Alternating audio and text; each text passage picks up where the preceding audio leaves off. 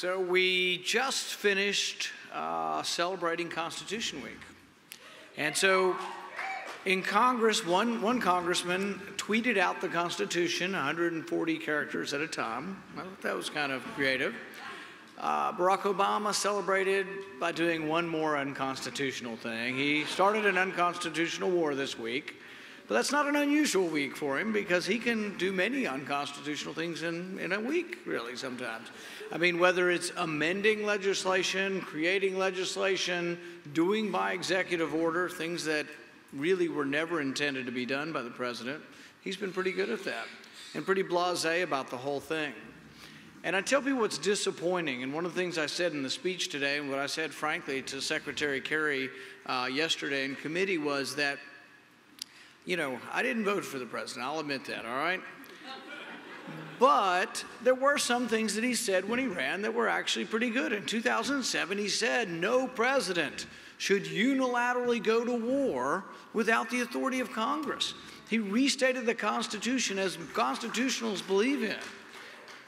And yet, apparently, that was good as a candidate, but not so good as a president. The Libyan War, completely fought without any approval. He came, and we had a conversation with him one time at lunch, and I raised my hand. This was a year later. This was last year when we were thinking about bombing Assad. And I said, well, you said that you would never do this unless there was an imminent threat to the country, or we were in imminent danger. And he said, well, in Libya, there was an imminent threat to Benghazi. And I'm like, I don't think anybody understood that the new standard for war of imminent threat would be when a foreign city was under attack by a foreign government or by foreign fighters. That was somehow an imminent threat to the United States. But they completely don't get this, and there is a disconnect. And even the people who give lip service to this really don't believe it. So we have this debate in our committee yesterday, the Foreign Relations Committee. Half the Republicans, half the Democrats, everybody has some criticism over where's your use of force, where's your declaration of war? Everybody criticizes him, but then everybody's like, oh, well, it's an election and we're going home and we don't really have time. We'll just do it in December. So, I mean, it becomes no big deal and it's just really blasé. In fact, Kerry has this convoluted argument that a vote in 2001 to go into Afghanistan somehow authorizes him to combat ISIS or go to war in Syria. That a vote in 2001 about Afghanistan has something to do with what we're currently contemplating. And I had a quote from Ambassador Ford, who spoke yesterday, and he said in it that many of the moderate rebels are or will be either purposely or not purposely allied and work jointly with Al-Qaeda. And I said, by your logic, if you say that we can go after terrorists anywhere in the world who might be Al-Qaeda or might be cooperating or associating with Al-Qaeda, you're saying the use of authorization of force from 2001 could actually be used against the people you're wanting now to supply. I mean, that's bizarre. It makes absolutely no sense. And so then he said, oh, it doesn't matter because I have Article 2. You know, Article 2 is what the president can do. And it's like, there's nothing in there that says the president. In fact, the whole Constitution, the debate, the Federalist Papers, all of this was about Congress limiting, about Congress having the jurisdiction. You know, Madison says this. He says, the executive branch is that branch most prone to go to war. Therefore, we specifically delegated that and gave it to the legislature.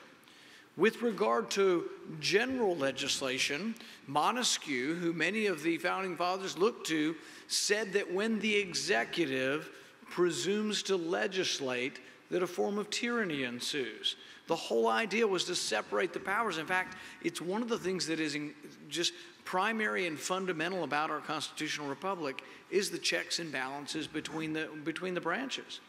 But most people say, what are you going to do about it? It is kind of difficult. It's hard to get into court.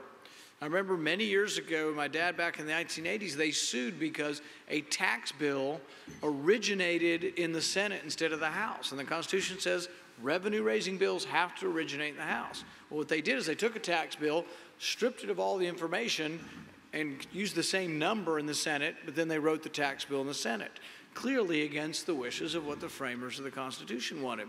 And they sued, but the court said, oh, you don't have standing. And it's a technical legal thing, but it's like, that's what happens. Whenever politicians sue, or even if you sue and say what they have done is unconstitutional, the courts often say, unless you have standing, we won't hear the suit. So we are somewhat hamstrung by what we can do legally. We could always unelect a few people, and you've got an election coming up, and I highly recommend unelection for quite a few of these people.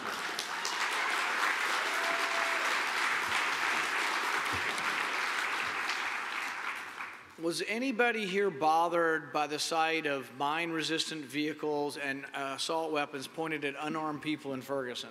Anybody bothered by that? We don't have images of what happened to the young man. You know, we may never know the truth, but there will be an investigation as to what happened to the young unarmed man that was shot 5 times. But we do have images, and there's one image of an unarmed man protesting with his hands up like this and a drawn assault weapon pointed at him from a short distance. That's not what we need in our country. In the background, there's mine-resistant vehicles, mine-resistant ambush protection vehicles. They weigh 20 tons. You know, we've given out 600 of them. The town of Dundee, Michigan has 3,000 people, and they've got a mine-resistant ambush protection. They've got one town that got 15 assault rifles, and they have 1 policeman in the town.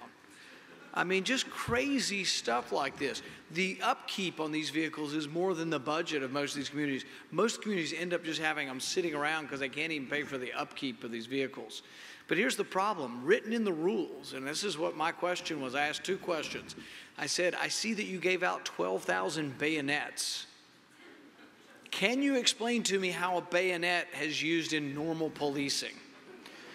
They didn't have a good explanation, and so it's like, well, if you don't think there's a use for a bayonet, why don't you stop? It's like, a lot of bumbling and, mumbling around. It's like, the administration could stop that tomorrow. When you see something dumb, like giving out 12,000 bayonets, just stop doing it.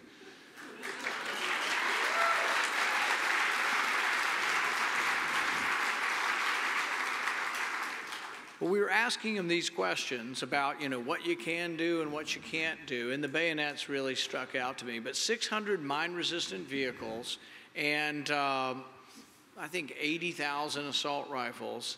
And the thing is that you wonder and you say to yourself, who really is in charge of this? But Senator McCaskill had a good question. She said, I see that 1/3 of your surplus equipment is actually classified as new. I want to know if you're getting new equipment and then giving it away to cities and then replacing it with more new equipment. That sounds like maybe somebody's getting rich off the process of resupplying this equipment. But we've just it's gotten out of control, what we've done in our policing. And I got to thinking about this, and when my wife and I were married 20 some odd years ago, I guess I should be more precise, so I'll get in trouble, but nearly 25 years ago, we used to like Michelle Shocked. Anybody ever heard of Michelle Shocked? She was big in the 80s. Yeah, that one fell pretty flat. But back in the ancient days, in the 1980s, she had a great song, and it was called, we thought it was great, it was called Graffiti Limbo. And it was a song about a guy named Michael Stewart. And part of it, she explains his story. Michael Stewart was a young black graffiti artist in New York City. And he was accosted while spray painting the walls by 11 white transit cops. Michael Stewart was strangled to death. The cops were never found guilty. The evidence was lost, and they're still on the beat. But that's what I was thinking about when I heard this story of Michael Brown. I'm thinking about Michael Stewart from 30 years ago, and I'm trying to connect the dots and figure out what went wrong. I mean, I have a lot of good friends who are policemen or FBI agents who work in government. A lot of good people work in government.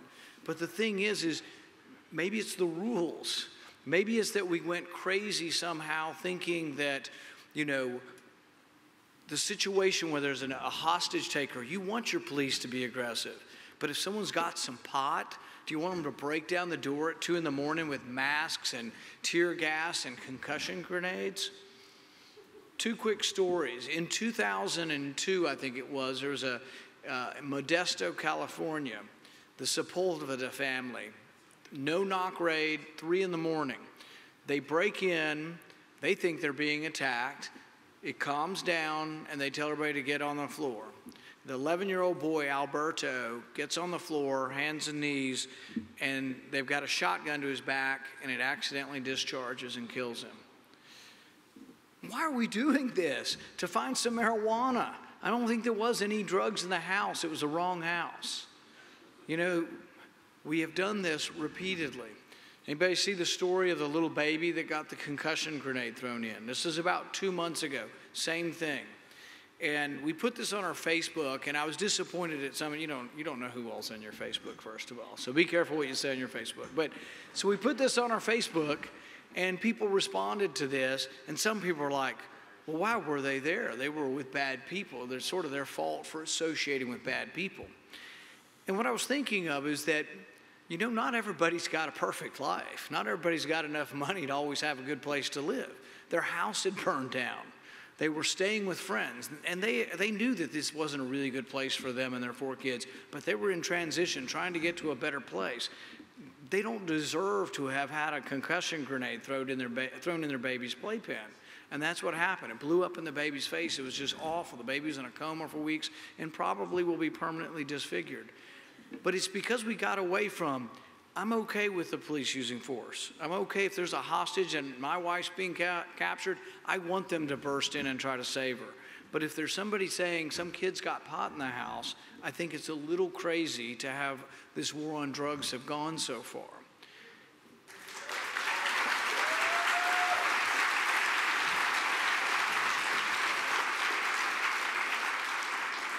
I've spent the last year trying to take the liberty message to new audiences. I think that if we take our liberty message, that every individual is precious and should be defended, every individual has rights, every individual has a right to a lawyer, and also understand that the people who are getting the worst end of government, people who are getting the worst end of when police misbehave, are black and brown. There happens to be more poverty in the Hispanic and the African American community, and they get the brunt of this. If you look at who's in jail for the war on drugs, it's African Americans and Hispanics. And people used to say, oh, well, they're just doing more drugs. It's not true. You look at surveys, drugs are used about the same among all the races. 80% of the people are white. How did we get 3/4 of the people in prison black or brown?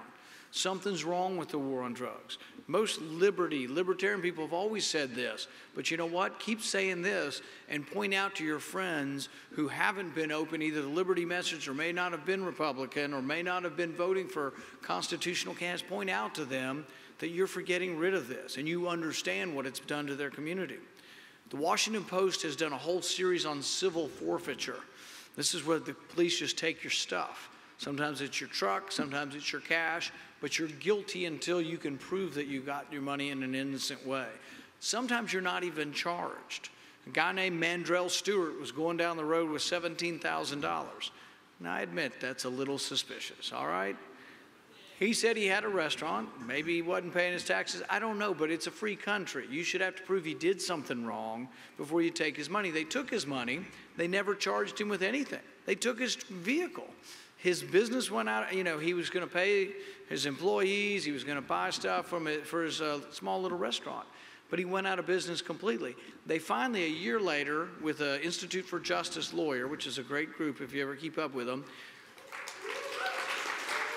they finally, a year later, said, oh, you can have half of it back, half of your money back. And he's like, well, what are you acknowledging? I'm innocent, but I get only half of it back, or I'm guilty and you're going to give me half of it back and it's money from a crime.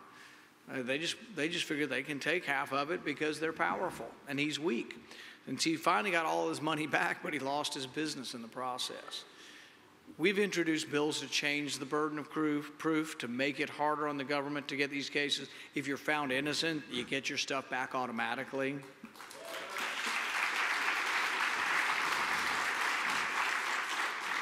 We've instituted bills to expunge your record if you had a minor nonviolent felony years ago.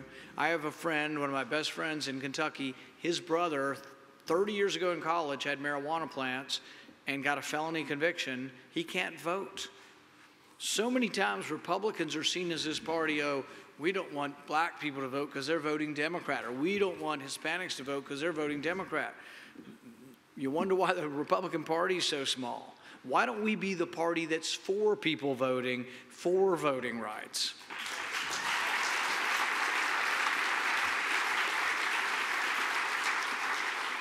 So I testified in Frankfurt, our state capital. On one side, it was the president of the NAACP.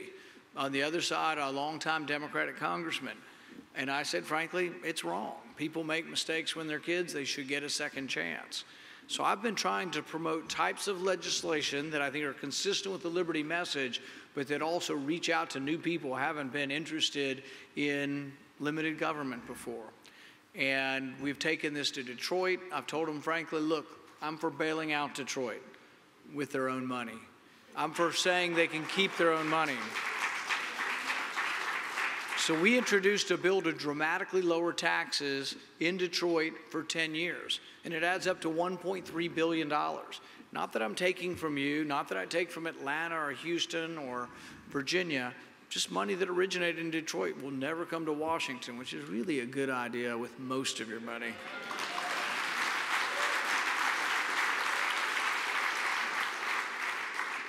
But the bottom line is we're not winning at least the big office, presidency. We're often not winning statewide races, and we're not winning because we don't have enough people, and it's pretty simple. We don't have enough people in the group yet. So I think the liberty movement has actually been more open to receiving people of all walks of life who don't always look like you do or act like you do or have the same interests. I think we have actually been much more open sometimes than the Republican Party in general has. But it is the way you win elections. You got to have more people. And I'll end with my dad's favorite quote that I always thought was the best thing he ever had to say was, "Freedom is popular." Bring it on. Thanks.